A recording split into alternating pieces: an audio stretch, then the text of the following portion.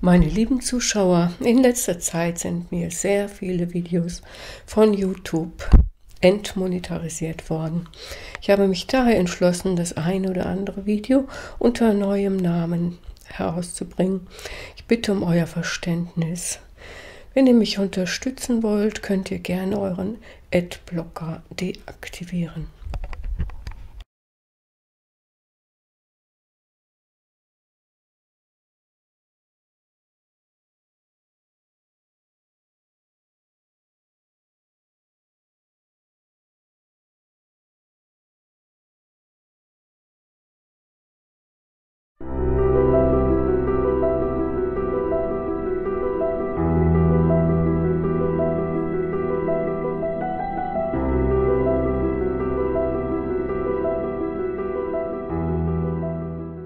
These people always seem to live long lives, don't they?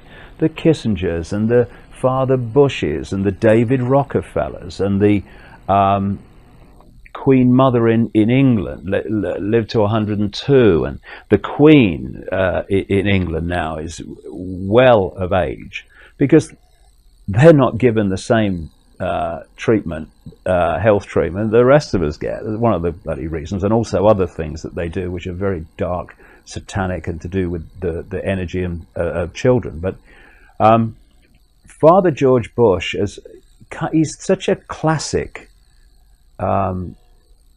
purveyor of this madness, this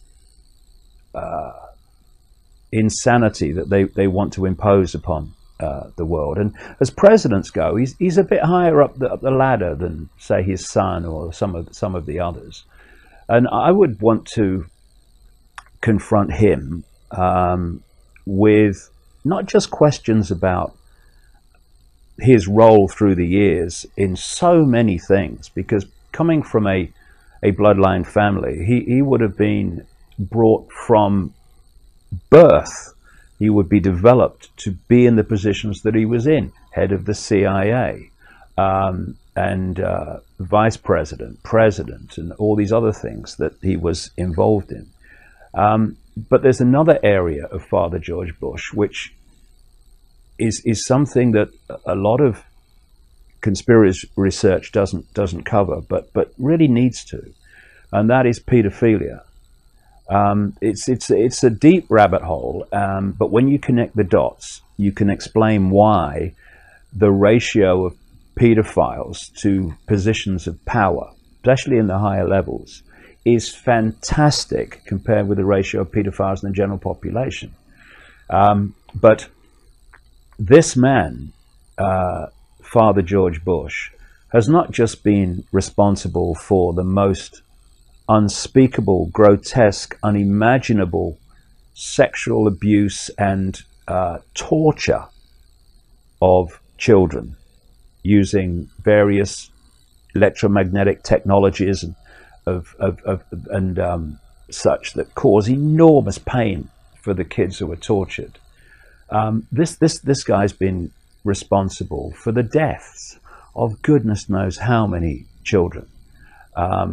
And I've met some of the adults that he abused as children and survived, and they are absolutely scrambled mentally, emotionally, and physically because of the horrors that this man put them through.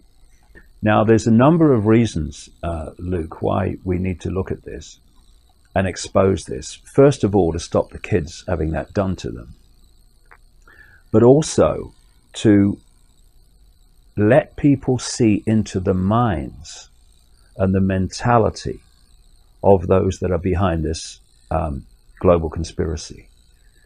But there is something about their genetics which has deleted empathy. It's deleted the ability to feel the consequences for others of your actions. And if you think about it, empathy is the fail-safe mechanism of human behavior. Because if I have empathy, feelings for how you will feel from my actions, then there is an immediate limit on my actions. I'm not going to do something to you because I have empathy with how it will make you feel. Delete that, there are no limits. So I've said to people for nearly 20 years, don't look at these people and judge what they would do on the basis of what you would do, because it's not the same thing. You know, orchestrating attacks on 9/11, which killed 3,000 people, around 3,000 people. But the empathy with not only those that died and those that suffered horrors in those buildings as they collapsed, but all the families. We could never do that. Delete empathy, and 3,000 people dead on 9/11, and you know, so what? That's the attitude that they have, and people can't kind of understand that. They think, no, they would never do that. Well, hold on a second. If you will take a little child before the age of 6, 5 or 6 is when they want them, you will put them into mind control projects that involve grotesque trauma, emotionally, mental and physically trauma. And you will sexually abuse them. You will use cattle prongs to as a punishment and as a way of getting them into a state of total submission to your will. You will torture them. You will make them watch animals and children being sacrificed as a form of incredible trauma. You'll find out their greatest fear, and you'll make them experience it over and over again to break them mentally and emotionally. And you will do that over and over and over again. That's Father George Bush, and he's just one of them. You would pepper bomb Baghdad and have no emotional consequences. You would do 9/11, have no emotional consequences. You would put a virus out there to kill large numbers of people, no emotional consequences. You would put stuff in vaccines designed to affect people mentally, emotionally, and physically. You would have a eugenics operation. You would plan and scheme to dramatically reduce the population, and you would have no empathy with the consequences of your actions that others would feel. That's the mentality, Luke, that we're dealing with. And because they're not like the general human population. They don't see the world and they don't see life in the same way. And that's the force we're dealing with. And we need to get streetwise to that. And then we'll have a chance of dealing with it. Because why we say, they'd never do that. No, you'd never do that. They do it every day.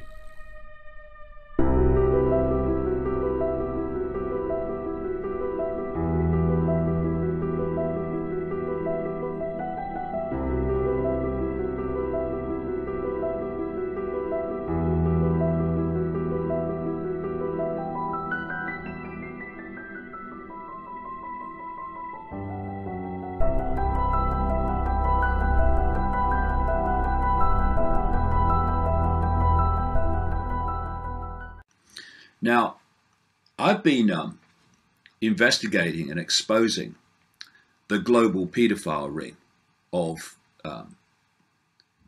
what you might call, not really, but it's what it's called, the elite of the world. And it is a global paedophile ring, not rings, in the end. The big one I'm talking about, the elite one. There are obviously aspects of it in different parts of the world, but in the end, it is part of one global ring. And there's reasons for this. There's reasons for the obsession with paedophilia and child abuse, which I go into in the books. And because what does that do? it silences people. And what does the abuse and ridicule and dismissal of those seeking to expose the paedophile networks, what does that do? It silences them. Now, if we are going to bring to the surface what is really happening to children worldwide on a staggering scale, then what we need first of all and primarily, bottom line, is the free flow of information, the free flow of opinion, and the free flow of information. Now, we are not going to have that if all that happens when anyone questions even some details of someone else's view, i.e., let's talk about, in this case, Pizzagate, that they are going to be subjected to what they are being subjected to now. Because what that means is you're blocking the free flow of opinion and the free flow of information by intimidating people into silence, which is exactly how this whole paedophile network globally has been kept under wraps all this time. And I say that from the perspective of knowing for a long time, more than 20 years now, that these elite paedophile rings, in the end ring, exist, and that they connect into the child sacrificing satanic rings. Going back as far as 1998, I published this book, The Biggest Secret, which named people like the former Prime Minister of Britain, Edward Heath, as a paedophile and Satanist. And the passage in the book was read to him. He was still an MP, Member of Parliament at the time. Was read to him in the week of publication. What did he do? Nothing. Why? Because it was true. And it took nearly 20 years for a police investigation triggered by other sources, not mine, to start into the child abuse allegations against Edward Heath. Of course, now, as with all aspects of this child abuse, paedophilia revelation in Britain that came out after the revelations about the BBC entertainer and record-breaking paedophile Jimmy Savile.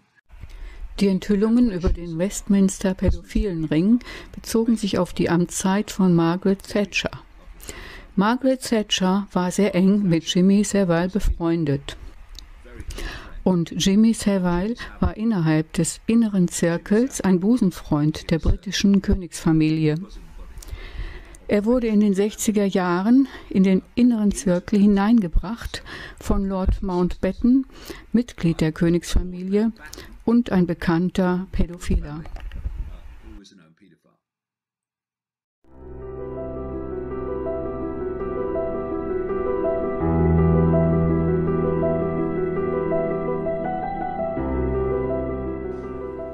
And politicians in this control system, again, this is why paedophilia is rampant among the political classes. This is what the Satanist confession said as well, that Australian guy. Politicians are introduced by a carefully graded set of criteria and situations that enable them to accept that their victims, children, will be our little secret. Young children sexually molested and physically abused by politicians worldwide are quickly used as sacrifices. In Australia, the bodies are hardly ever discovered, for Australia is still a wilderness. In countries that are not a wilderness, they control the mortuaries and the crematoria where they get rid of children who they want rid of because of what's happened.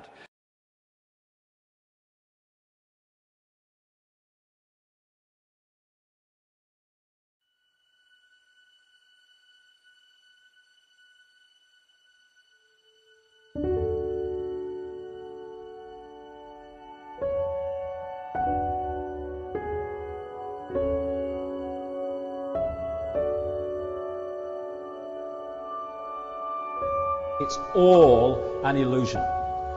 And it's an illusion that we can enjoy, or it's an illusion that can control us. But what has happened is that we have forgotten that we are the dream and the dreamer. And the dream has taken over. And the dream has led us to believe that we are a part. We think in terms of parts, not whole. We think in terms of David Icke, not infinite consciousness.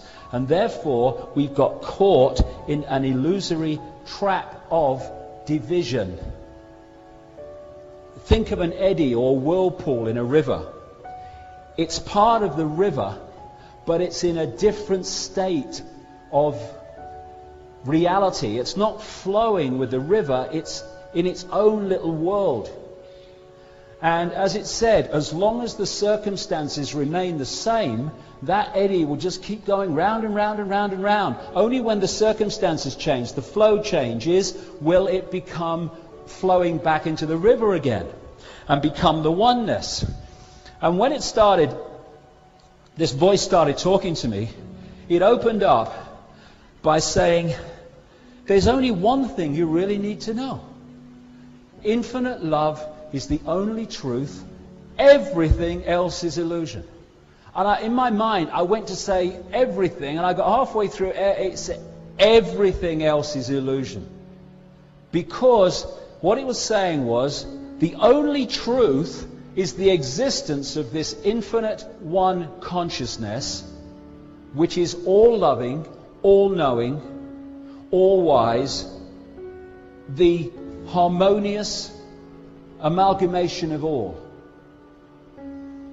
Everything else is the imagination of that consciousness made manifest, illusion. We have a dream and we wake up and we say, oh, I had this amazing dream. Well, the only difference between that and this is we believe this dream is real. And of course, in the dreams, when we fall off the edge of cliffs, we just wake up, we're all right. We don't get splattered on the rocks because it's just a dream. But we do here because we believe in the limitations of this dream, and therefore we experience the limitations of this dream.